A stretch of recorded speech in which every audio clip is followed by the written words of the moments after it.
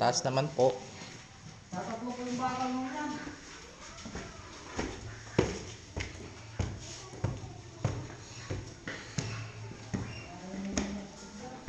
So ito yung unang kwarto.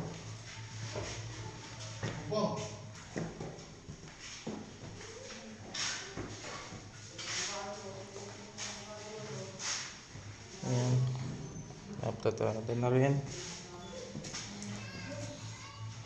Tapos dito po, chandelier. Ayan lang, no? Kung ma-designan lang sana natin sa bahay na pakalagyan ko ng atelier yun. Parang storage area, no? Storage area. Ay! Mahuhulog ka!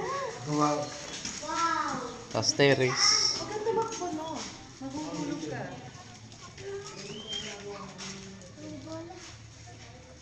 So ayan si Katie po.